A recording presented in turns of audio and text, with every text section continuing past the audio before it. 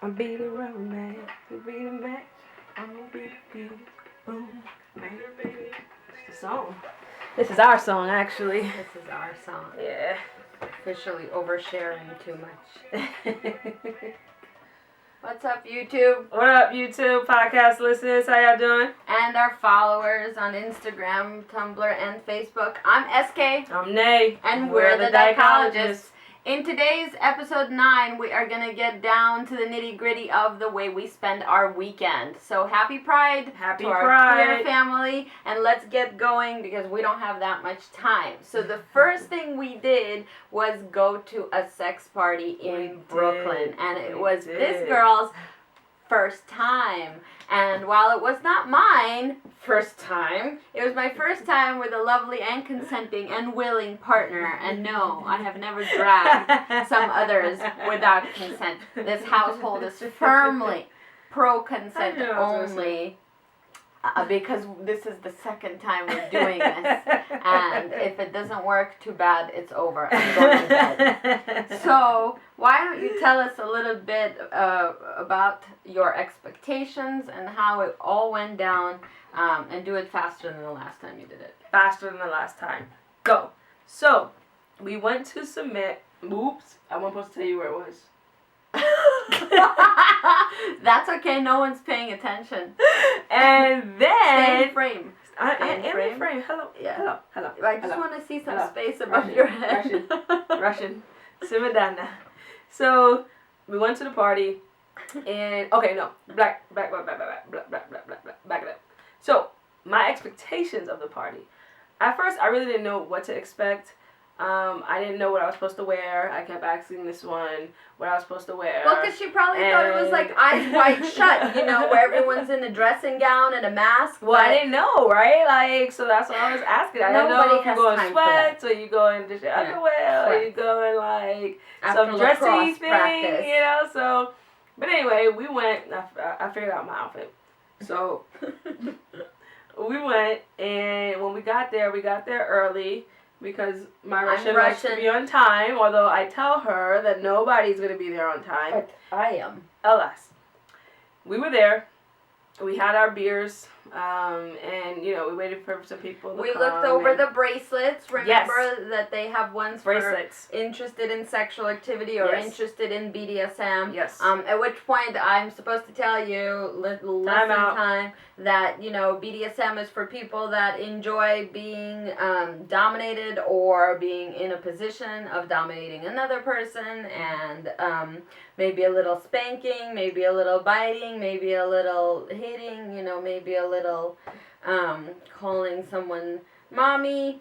And while not all sex parties... Oh! But we forgot the biggest blessing of this sex party was that no cisgender men were allowed, which makes it a holy place for me. On blessings. On blessings. Amen. And so while there were no cis men allowed, you were allowed to put on these wristbands on either one of your wrists. I put both on both. She put some on some. And we went back to the area where folks were having sex. So what did you think about all of the people? I thought it was the back very room? Interesting. Well, the back room was the BDSM room. It was a red room. The red room. And that was interesting. And it was all kind of swings and different things to play with. And just gonna hold on to the cross here so that we don't explode. Stupid. But yeah, it was very interesting. We spent some time in the red room, and we spent some time in other areas. And, for science. And for science, yeah. For art. And it was dope for science you too. so that you know what it's like, okay? And thankfully, I didn't see anyone I knew. You didn't see anyone you this knew. time. And let's just, we'll get to that when we get there. And afterwards, we had some tacos, not symbolically but physically, from a taco truck, that fed us and replenished our electrolytes, which were lost in many of the aforementioned activities, especially for me. So next time, I think I'm going to do a whole bunch of things to this one once she gets a little bit more used to the concept of other people watching. But that's about all we're going to say on that party. Yeah. So the day after that, we went to the Dyke March. What happened? Woo, woo. Woo! Dyke March was great. We didn't go last year because I was sick or I had a surgery. I couldn't go. And then the year before was our first time going together, and it rained the whole time. But we had a good time. We did have a great time. Of course, we had a little rainbow umbrella being, you know, and you had your unapologetically black shirt. I did. And mine said, "Cover me in chocolate and feed me to the lesbians," which is still an open call. Okay, all right.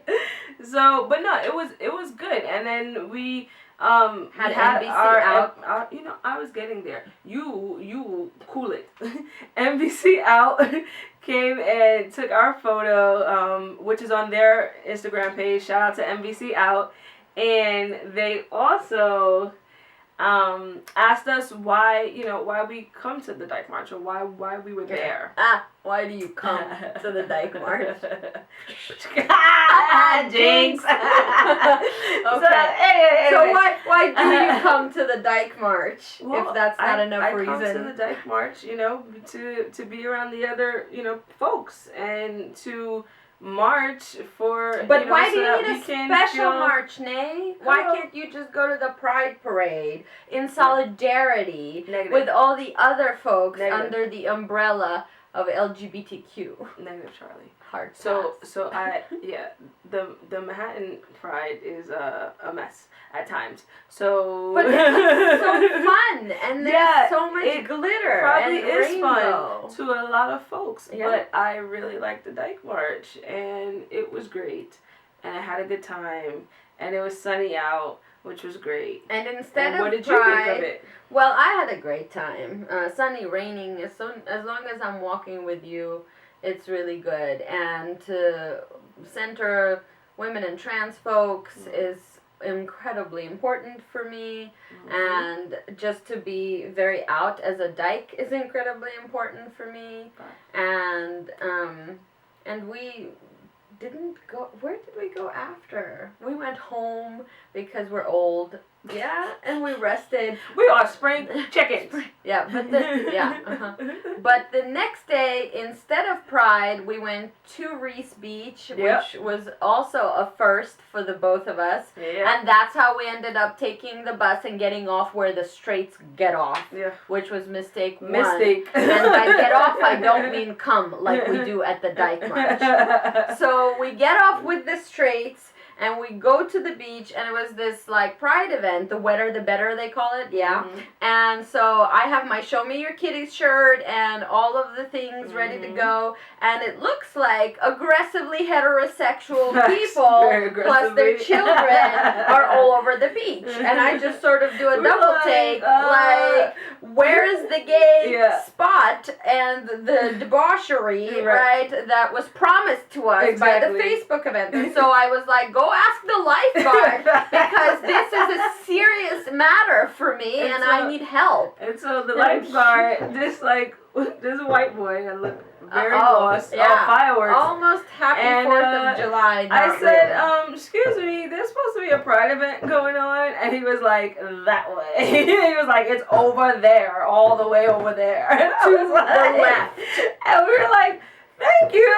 And so we kept on walking. It was like this journey, and it kept being still heterosexual until we found some, we found my previous dancing friends who are straight and Republican. We found other folks, and it was just like, we will keep on walking until we find the queer destination. And eventually we saw the flag. We did. Which it was they put in the sand. It was like trans flags. Rainbow and trans flags. And we was like, our people! But what really did it for me was all the topless folks and some of my students from my classes.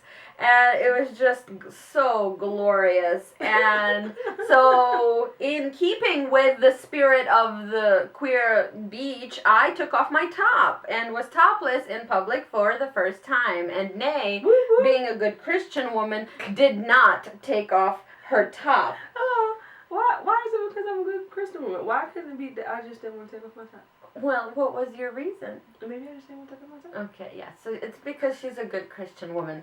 And I went to sleep while she went to get chicken, and the beach umbrella bopped me on the head. So that was also the first time I chased a beach umbrella down the beach with my tits hanging out and in the wind. So being mortified, I just said, you know what, that's fine. And I squatted in the sand and was digging my hole while being topless in order to secure the umbrella back to its place. And I just felt like, you know what, this is something I'm really good at. It is a skill that I possess, and especially here, it's a special queer capacity, you know, so to speak. And so I put the umbrella back. She came back with the chicken. We had the greatest time, and we had to go home because later that night was the what? We went to... What was the name of the event? The Color Me Queer. Queer. Color Me Queer party for people of color and Southeast Asian folks. It was 3 levels.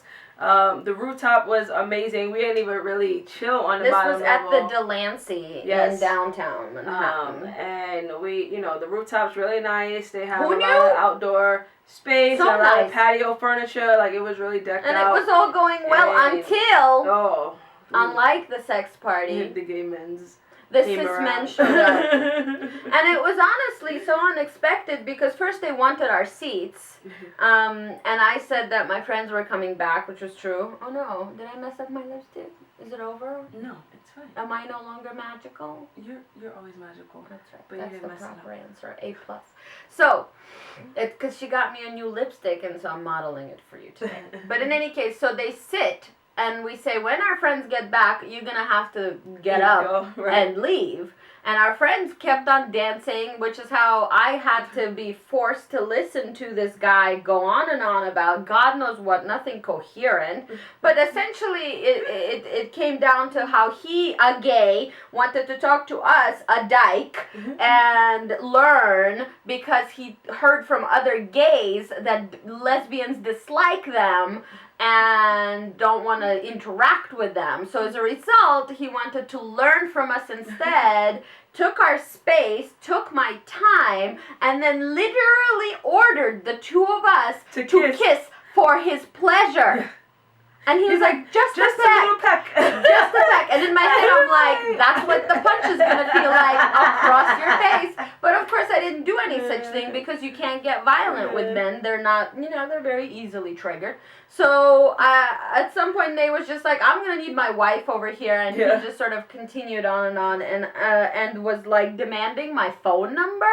And I was like, I don't think so. And he goes, just academically, I need to. I was like, you can't get in touch with me academically. I'd prefer you never get in touch with me. But now, Mario, you're subscribed to our YouTube channel. So this is a giant shout out to you. And I hope it's a big learning experience for you because the way we took it was offensively. And then our friends came. And our friends came back and they left to go. You know, so we were able to continue that was the Color Me Queer party. Facts. But the party was nice. The music was good. Awesome. The drinks was good. They wasn't cheap with the drinks at all. I mean, the drinks was reasonably priced. But I'm saying like they gave us, you know, good amounts of alcohol and stuff. They and I needed it. I clearly needed it. And now I understand why women drink so much when they have to hang out in bars where men are allowed to come in. And so I mean, like, this really is funny, but it's not, you know, and really I learned that again, no matter how confrontational I get in my life, I really still can sit there and have to have somebody run their mouth for 20 minutes without me saying, you know what, I don't want to be talking to you. And I think that's how we're socialized to just tolerate that kind of behavior and think of ourselves as you know, as mean bitches or something if you don't want to tolerate it. So that was our Pride weekend. We want to hear from you. We want to know what happened to you and what you did and all the pictures. And you know, I continue to encourage people to comment in the section below, and very few of you do because you don't like following instructions. Maybe you would if you were in the red room with me, but otherwise you don't like to follow my instructions, which is really their loss, don't you think? All right, folks. Have a good one. See you later. Peace.